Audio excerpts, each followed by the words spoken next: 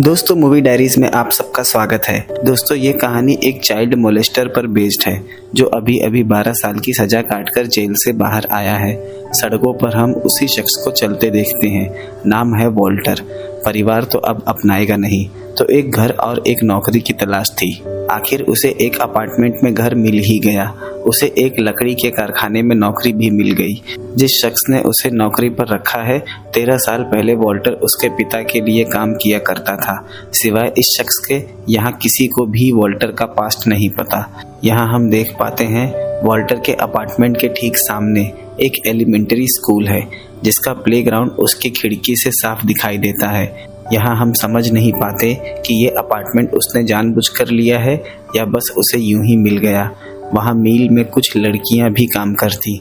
वहीं काम कर रही एक लड़की मैरी ने उससे बात करने की कोशिश की, लेकिन वॉल्टर का कोई रिस्पॉन्स नहीं। वो नहीं चाहता था कि उसका पास्ट लोगों को पता चले। वो अक्सर खिड़की से बच्चों को प्लेग्राउंड में खेलते हुए देखता। हम वॉल्टर के दिमाग को पढ़ नहीं पाते कि आखिर अपने पास्ट को लेकर उसे कोई गिल्ट भी है या वो अपने अगले शिकार की तलाश में है। वो अक्सर अपने थेरेपिस्ट से मिलने भी जाता। वॉल्टर की बहन का हस्बैंड कार्लोस अक्सर उससे मिलने आ जाता, जो कि उसका ब्रदर इन लॉ है। जहां एक तरफ इस घटना के बाद कोई वॉल्टर से बात भी नहीं करना चाहता, वहीं कार्लोस उससे काफ़ी अच्छी तरह से पेश आता, जिससे वॉल्टर को जीने में एक नई उम्मीद मिलती। लेकिन वॉल्टर की बहन उसे देखना भी नहीं चाहती। मैरी को अक्सर वॉल्टर के बारे में जानने की काफ़ी उत्सुकता होती। कहीं न कहीं उसे शक तो हुआ कि वो जेल से सजा काटकर आ रहा है, लेकिन इसके पीछे की वजह उसे पता नहीं चल पा रही। आज शाम वॉल्टर उसी प्लेग्राउंड के पास से गुजरा जिस पर ताला लगा हुआ था। दूसरे दिन काम से घर जाते हुए उसकी मुलाकात एक विकी नाम की महिला से हुई, जो वॉल्टर के मिल में ही काम करती है। विकी ने उसे अपनी गाड़ी में लिफ्ट दिया। वॉल्टर ने उसे मना किया कि वो पैदल चला जाएगा, लेकिन उसके बार बार कहने पर वो गाड़ी में बैठ गया। उसे भी विकी की बातें पसंद आने लगी।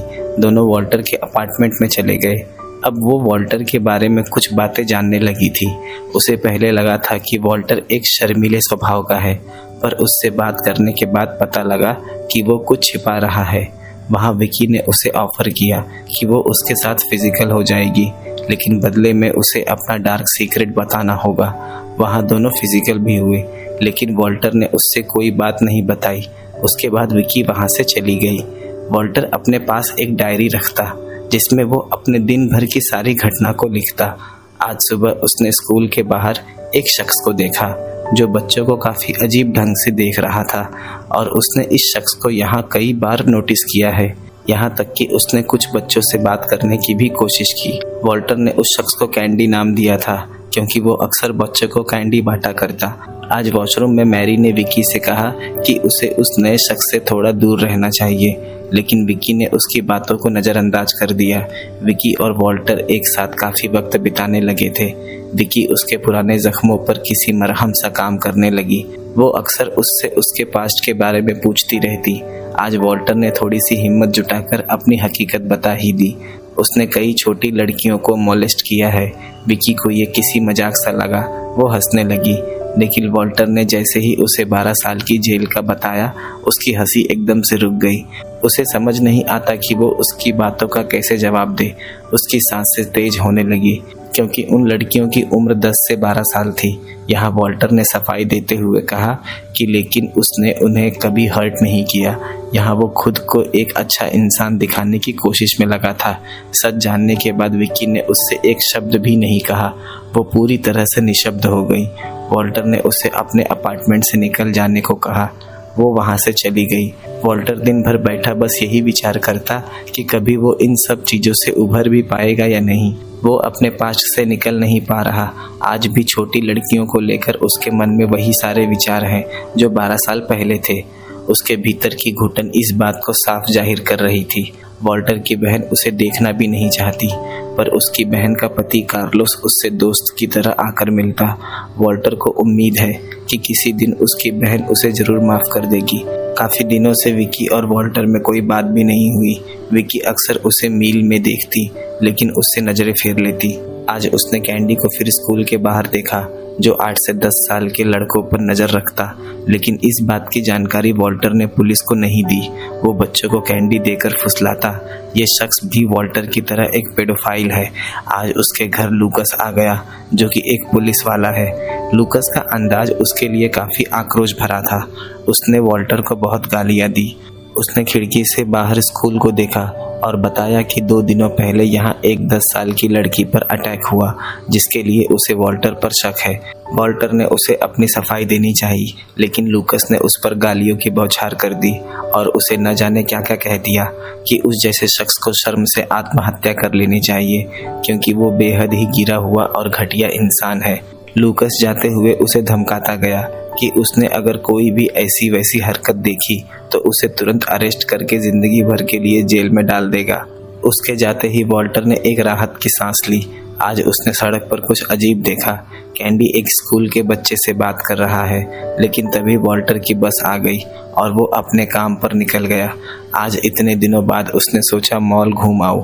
वहाँ उसने एक 12 से 13 साल की लड़की को देखा और उसका पीछा करने लगा। यहाँ हम पूरी तरह से समझ जाते हैं कि वॉल्टर आज भी वही है जहाँ वो 12 साल पहले था।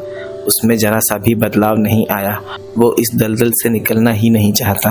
वो फिर से अपने थेरेपिस्ट के पास गया और उसने वहाँ उस घटना का भी जिक्र किया। उसने एक लड़की का पीछा किया। वो चाहते हुए भी खुद को रोक नहीं पा रहा। अगर पुलिस ने उसे दोबारा से अरेस्ट कर लिया तो वो लाइफ टाइम के लिए प्रिजन में चला जाएगा। वो जब भी लड़कियों की तरफ देखता है उसे वही ख्याल, वही थॉट बार बार आते हैं।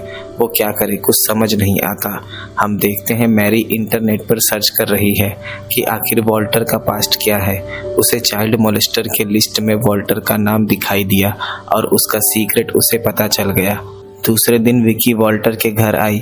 उसे एहसास हुआ कि वॉल्टर को इस तरह अकेला छोड़ना ठीक नहीं। उसे एक मौका जरूर देना चाहिए। दोनों ने एक दूसरे के साथ काफ़ी बातें साझा की और अपने मन का बोझ भी हल्का कर लिया। दूसरे दिन जब वो काम पर आया तो उसके लॉकर में एक छोटी लड़की का पोस्टर लगा था, जिस पर लिखा था कि हम तुम पर हमेशा नज़र रखे हुए हैं। हमें यहाँ तो पता चल जाता है कि ज़रूर ये काम मैरी का होगा, लेकिन वॉल्टर को इसकी कोई खबर नहीं। अब वो और डरने लगा। वहाँ मैरी ने उससे कहा कि तुम कोई दूसरी नौकरी क्यों नहीं कर लेते, लेकिन वॉल्टर ने कह दिया कि उसे ये जॉब पसंद है और वो इसे छोड़कर कभी नहीं जाएगा। आज बस में लौटते वक्त उसने फिर उसी लड़की को देखा जिसे उसने उस दिन मॉल में देखा था।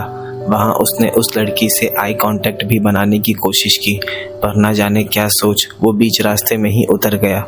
शाम कार्लोस और वॉल्टर में बहस हो गई। कार्लोस ने किसी लड़की को देख अपने भीतर की इच्छा व्यक्त की। इस पर वॉल्टर ने पूछ लिया क्या उसे अपनी बेटी के लिए भी ये ख्याल आता है। इस पर कार्लोस उस पर काफ़ी नाराज़ हुआ और एक बहस के बाद वहाँ से चला गया। हम उसे थेरेपिस्ट के साथ बैठा देखते हैं। यहाँ हमें पता चलता है इन सारी चीज़ों की शुरुआत उसके बचपन से ही शुरू हो गई थी, जब वो घर में अपनी छोटी बहन के साथ अकेला रहता था। ये सारी बातें बताते हुए उसकी आंखों में एक नमी सी छा गई, क्योंकि वो दृश्य अक्सर एक डरावने सपने की तरह उसकी आंखों के सामने आ जाता है। घर जाते वक्त वो जिस बस में बैठा था उसमें ही वो लड़की भी चढ़ गई, जिसका पीछा अक्सर वॉल्टर किया करता है। उस लड़की का नाम रॉबिन है। वॉल्टर का स्टॉप आ गया, पर आज वो बस से नहीं उतरा। रॉबिन एक पार्क के बाहर उतर गई। हम देखते हैं वॉल्टर भी वहीं उतर गया और पार्क के भीतर उसका पीछा करने लगा। शायद वॉल्टर ने कई दफ़ा उसे यहाँ नोटिस किया था और ये बात रॉबिन भी अच्छी तरह से जानती है। रॉबिन को पंछियों को देखने का काफ़ी शौक है। वो अपने बिनोक्यूलर से घंटों उन चिड़ियों को देखती। वॉल्टर बात करने के बहाने से उसके करीब जाने लगा, क्योंकि ये पहली बार नहीं था। वो ये सारी चीज़ें कई बार कर चुका है, इसलिए उसे इन सब की अच्छे से जानकारी थी कि कब और कैसे उनसे बातें करनी है। थोड़ी देर बाद रॉबिन वहाँ से चली गई, क्योंकि उसके पिता ने अंधेरा होने से पहले ही उसे घर आने को कहा था। आज सुबह ही वॉल्टर ने फिर कैंडी मैन को स्कूल के बाहर देखा। वो लड़कों को कैंडी बांटने लगा। बाकी बच्चे तो चले गए, लेकिन एक लड़का वहीं खड़ा रहा। कैंडी ने उसे अपनी कार में राइड ऑफर की। वो लड़का उसके साथ गाड़ी में बैठा और वहाँ से चला गया। वॉल्टर ये सब कुछ अपनी खिड़की से देखता रहा, लेकिन उसने कुछ किया नहीं और ना ही इस बात की जानकारी पुलिस को दी। तभी वहाँ सर्जेंट लूकस आ गया।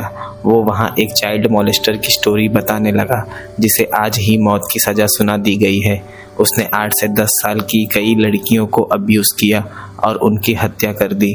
वॉल्टर ये सब सुनना नहीं चाहता। लूकस ने इन सभी अपराधों को लेकर काफ़ी चिंता जताई। एक तरह से वो वॉल्टर को धमकाया करता। इन सभी बातों को बताते वक्त लूकस की आंखों में एक नमी थी कि कोई इंसान इतना घटिया और गिरा हुआ कैसे हो सकता है। उसके जाते ही वॉल्टर ने अपनी डायरी फाड़ दी, जिसमें वो अपनी सारी बातें लिखा करता है। उसे समझ नहीं आता कि लूकस उससे इस तरह कैसे बात कर सकता है। वॉल्टर अपनी किस्मत पर रोने लगा। 12 साल पहले किए गए गुनाहों की सज़ा वो अब तक भुगत रहा है। उसने जो अपराध किया है वो हत्या से भी ज़्यादा संगीन है। उसे अब भी अपने विक्टिम्स के चेहरे दिखाई देते हैं। दूसरे दिन जब वॉल्टर अपने काम पर गया तो वहाँ काम करने वाले काफ़ी मजदूर उसे मारने को खड़े हो गए, क्योंकि लोगों को उसकी सच्चाई पता चल चुकी थी। इस बात की जानकारी उन्हें मैरी ने दी थी, लेकिन ठीक वक्त पर वहाँ विकी और फैक्ट्री के मालिक बिली ने आकर उसे बचा लिया। और बिली उन कर्मचारियों की इस हरकत पर काफ़ी नाराज भी हुआ। विकी को भी पता चल गया कि ये काम मैरी का है। वॉल्टर मील से निकल गया। वो काफ़ी गुस्से में और काफ़ी शर्मिंदा महसूस कर रहा था। वो सीधा उस पार्क में गया जहाँ वो रॉबिन से मिला था। विकी उसे ढूंढते हुए उसके घर चली गई, लेकिन वॉल्टर वहाँ नहीं। वॉल्टर उसी बेंच पर बैठा रॉबिन का इंतज़ार करने लगा। उसे ऐसा लगने लगा था कि वो अपनी पुरानी ज़िंदगी में अब वापस नहीं लौट सकता, जैसा कि इन सभी अपराधों के पहले वाली साफ सुथरी ज़िंदगी थी।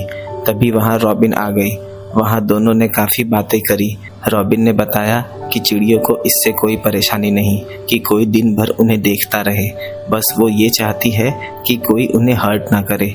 यहाँ रॉबिन ने काफ़ी गहरी और विचार करने वाली बात कह दी थी। वॉल्टर ने उससे पूछा कि क्या वो उसके गोद में बैठना पसंद करेगी। रॉबिन ने मना कर दिया। यहाँ हमें पता चलता है कि रॉबिन के स्टेप डैड उसे मोलेस्ट किया करते हैं। ये बताते वक्त उसकी आंखों में एक नमी सी छा गई। वॉल्टर को समझ आ गया कि उस कहानी का भेड़िया कहीं और नहीं, उसके भीतर ही है। धीरे धीरे वो क्या बनता जा रहा है उसे खुद को नहीं पता। रॉबिन ने उससे फिर पूछा क्या अब भी वो चाहता है कि वो उसकी गोद में आकर बैठे, लेकिन वॉल्टर का मन अब पूरी तरह से बदल चुका है। उसने रॉबिन से कहा कि वो घर चली जाए। जाते वक्त रॉबिन ने उसे गले लगाया और वहाँ से चली गई। अब वॉल्टर को खुद से भी बेइंतहा नफरत होने लगी। अगर इतना कुछ होने के बाद भी उसके भीतर का इंसान नहीं जागा तो उसके जीने का कोई फ़ायदा नहीं। भीतर जो खुद से लड़ाई चल रही है वो ज़िंदगी भर यूं ही चलती रहेगी। रात जब वो घर लौटा तो उसने स्कूल के सामने उसने कैंडी को देखा, जो आज उस बच्चे को छोड़ने आया था। वॉल्टर ने गुस्से में उसे बहुत मारा। उसे मारते वक्त वॉल्टर रोने लगा, मानो जैसे वो भीतर से पूरी तरह टूट चुका हो। उसके बाद वो विकी से मिलने उसके घर गया। विकी ने भी उसे एक्सेप्ट कर लिया। सुबह वो घर पर आकर अपने कपड़े पैक करने लगा, क्योंकि वो अब विकी के साथ रहने उसके घर जा रहा है। लेकिन उसी वक्त वहाँ लूकस आ गया। वहाँ उसने बताया कि कल रात स्कूल के सामने एक शख्स को बुरी हालत में जख्मी पाया गया, लेकिन वॉल्टर ने उसे किसी भी बात की जानकारी नहीं दी। लूकस ने बताया कि एक लड़के का रेप हुआ है और शख्स अभी भी फरार है। उस लड़के ने जो डिस्क्रिप्शन दिया है उस पर वॉल्टर पूरी तरह से फिट बैठता है। यहाँ वॉल्टर समझ जाता है कि यहाँ कैंडी की बात हो रही है, लेकिन उसने लूकस को इस बारे में कुछ नहीं बताया। वॉल्टर पर उसने किसी भी तरह के चार्जेस नहीं लगाए। वॉल्टर ने उसे बताया कि वो अपनी गर्लफ्रेंड के साथ मूव हो रहा है। ये सुन लूकस को भी वॉल्टर के लिए काफ़ी खुशी हुई और वो वहाँ से चला गया। रास्ते में जाते वक्त वो अपनी बहन एनेट से मिला, क्योंकि वो उससे माफ़ी चाहता है। उसकी मुलाकात कार्लोस ने करवाई थी, लेकिन एनेट ने उसे माफ़ नहीं किया और वो वहाँ से चली गई। आखिरी दृश्य में हम वॉल्टर को अपने थेरेपिस्ट से बात करते हुए सुन पाते हैं, जहाँ थेरेपिस्ट ने उसे बताया कि कई बार जख्म इतना गहरा होता है कि माफ़ी मिलने में सालों लग जाते हैं। वॉल्टर ने भी खुशी खुशी इस बात को एक्सेप्ट कर लिया और कहानी इसी दृश्य के साथ ख़त्म हो गई। दोस्तों, पहले हम बात करते हैं इस फिल्म के लीड एक्टर केविन बेकन के बारे में। केविन बेकन एक ब्रिलियंट एक्टर है जिसका हॉलीवुड में एक सक्सेसफुल करियर रहा है। केविन ने इस रोल को एक्सेप्ट किया क्योंकि किसी भी एक्टर के लिए ऐसे रोल प्ले करना काफ़ी चैलेंजेस भरे होते हैं। बहुत सारे एक्टर्स हैं जो ऐसे रोल करना कभी नहीं पसंद करेंगे, क्योंकि जैसा कि हम जानते हैं कई बार एक्टर्स जो कैरेक्टर प्ले करते हैं कहीं ना कहीं वो किरदार उनकी ज़िंदगी से जुड़ जाता है। दोस्तों अगर कहानी पसंद आई हो तो वीडियो को लाइक, शेयर और चैनल को सब्सक्राइब जरूर कर दें। दोस्तों अगर मेरी वीडियोस आपको इन्फॉर्मेटिव लगती है तो वीडियो को हाइप जरूर कर दीजिए। आपका हाइप मेरी वीडियो की रीच बढ़ा सकता है और ये मेरी अगली वीडियो के लिए मोटिवेशन भी होगा। मिलते हैं अगली वीडियो में एक नए एक्सप्लेनेशन के साथ।